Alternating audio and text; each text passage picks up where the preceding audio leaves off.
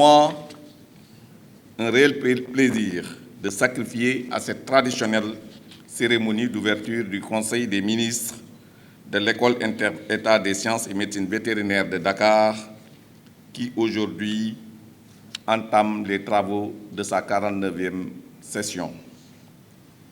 À vous tous, honorables participants, je souhaite la bienvenue à Dakar, capitale du Sénégal, pays de la Teranga. Qu'il me soit permis d'exprimer ma gratitude à Messieurs les ministres des États membres pour leur déplacement, malgré les contraintes d'un calendrier toujours chargé et de la situation sanitaire liée à la Covid-19 qui accroît et, dans une certaine mesure, réoriente nos responsabilités pour la poursuite de nos différentes activités. Et elle crée les meilleures conditions de résilience économique et sociale dans nos pays respectifs. Notre session se tient également dans un contexte où, en dépit des efforts, la situation sécuritaire demeure préoccupante dans les pays du Sahel, membres de notre institution. Permettez-moi de féliciter les États membres pour les mesures rigoureuses qui ont été mises en place en vue de faire face à cette pandémie mondiale et de contenir les attaques terroristes.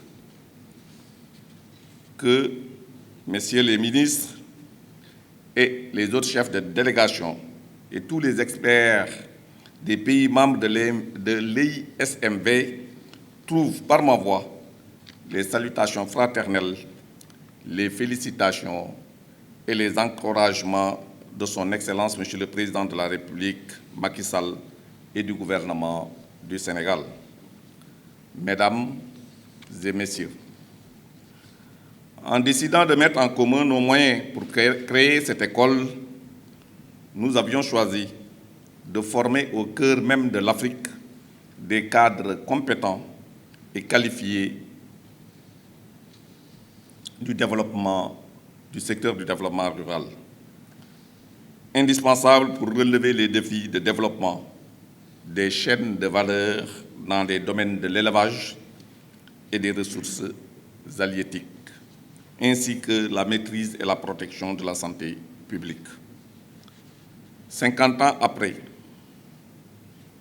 nous avons atteint l'âge de maturité.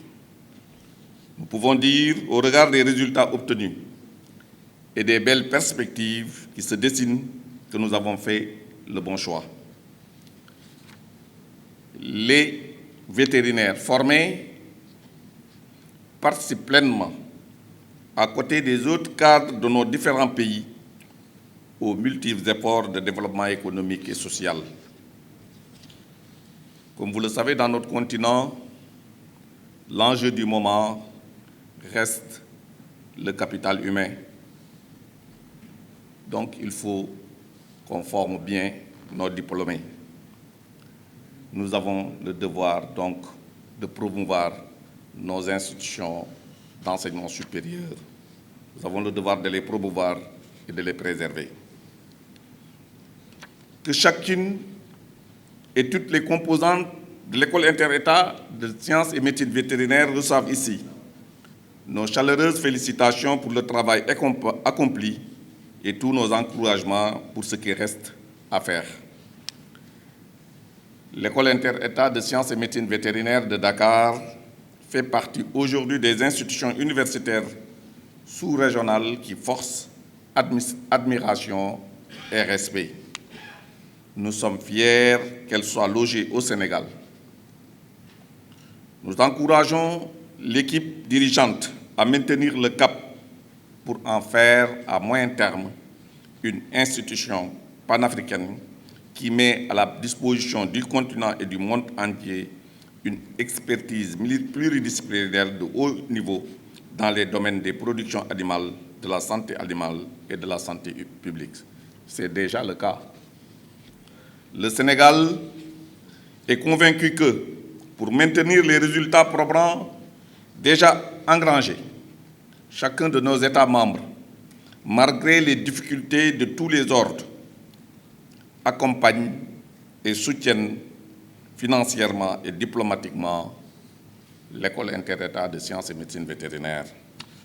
Ainsi, cette école publique régionale réaffirmera encore plus sa souveraineté et se dotera des moyens et des ambitions pour devenir incontournable dans la sous-région par son efficacité et son leadership dans l'éducation et la recherche vétérinaire. Excellences, Mesdames et Messieurs, nous avons créé cette école pour répondre aux besoins des pays africains en cadre en sciences vétérinaires et médecine vétérinaire, tant pour le secteur public que pour le secteur privé. C'est précisément parce qu'aucun pays africain ne pouvait à cette période-là s'en sortir tout seul. Et aujourd'hui, nous constatons que nous avions fait le bon choix, le choix qu'il fallait. C'est donc le moment, aujourd'hui plus qu'hier, de confirmer l'importance de cet outil d'intégration et de solidarité. Cette session du Conseil d'administration est un moment privilégié pour la consolidation des nouvelles orientations visant le développement et la modernisation de notre prestigieuse institution. En effet, des avancées significatives sont notées dans plusieurs domaines comme la promotion de la qualité et la professionnalisation des enseignements, l'accroissement de l'accès à la formation vétérinaire, les bonnes pratiques de gouvernance administrative et académique, la revitalisation de la recherche et la dynamisation de la fonction études-conseil, l'amélioration de la situation financière et l'ancrage de l'institution dans le paysage académique vétérinaire et les milieux socio-économiques des États membres de notre continent. C'est le lieu de féliciter et d'encourager le directeur général de l'École inter-État de sciences et médecine vétérinaire et son équipe, ainsi que chacun des États membres pour leur adhésion à ce programme. J'allais dire aussi leur contribution. Même si l'école a toujours puisé sa force dans la solidarité, la mobilisation des ressources financières extraordinaires, le défaut de paiement des encours et des arriérés de certains États membres constitue une contrainte majeure à l'exécution du budget, notamment dans le domaine du budget de l'investissement. Il nous faudra donc soutenir le plan stratégique à l'horizon 2025 de l'École inter-État des sciences et médecine vétérinaire pour renforcer les capacités et les compétences pédagogiques, scientifiques et techniques. Au-delà des moyens matériels et humains, les dispositifs juridiques sont à renforcer pour mieux contribuer à l'amélioration du management de notre institution. Excellences, Messieurs les ministres, Messieurs les experts, je ne saurais terminer sans magnifier la contribution efficace de certains partenaires tels que la BADEA, l'UEMOA, la CEDEAO, la FAO et le service de coopération de l'ambassade de France au Sénégal, qui ont permis la réalisation de certaines infrastructures de l'école. Le gouvernement du Sénégal, en relation avec le directeur général, est en train de travailler pour la construction de nouvelles résidences universitaires pour l'École inter-État des sciences et médecine vétérinaire. En vous remerciant tous de votre active présence, je voudrais exprimer de nouveau la gratitude du Sénégal à l'endroit de tous et de toutes.